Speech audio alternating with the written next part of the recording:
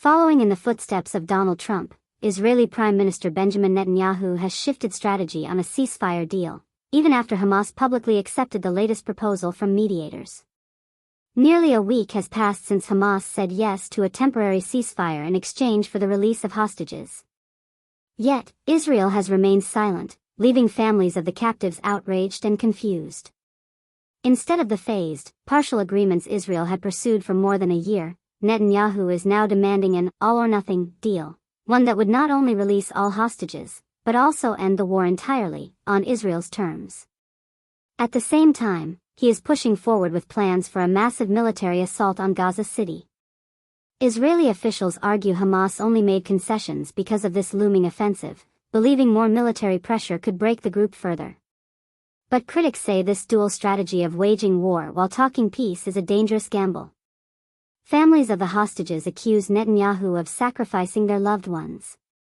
Protesters have blocked roads near Jerusalem, demanding the government accept the deal already on the table. So why the sudden shift? Sources say the answer lies in Washington. President Trump, echoing Israel's rhetoric, has publicly declared that Hamas must be destroyed before any hostages can return.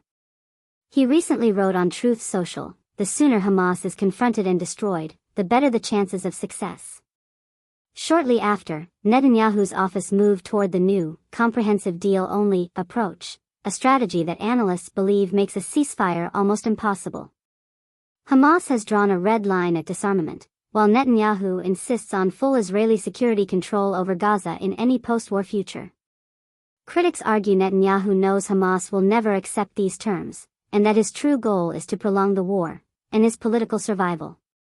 His far-right coalition partners strongly oppose any ceasefire and are pressuring him to expand the assault until Hamas surrenders.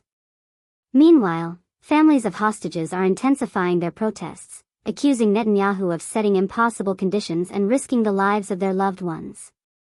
For now, Netanyahu promises new negotiations, but without a location or timetable set, and with Israeli forces preparing to expand operations in Gaza City, many believe his government is buying time with words while escalating on the battlefield.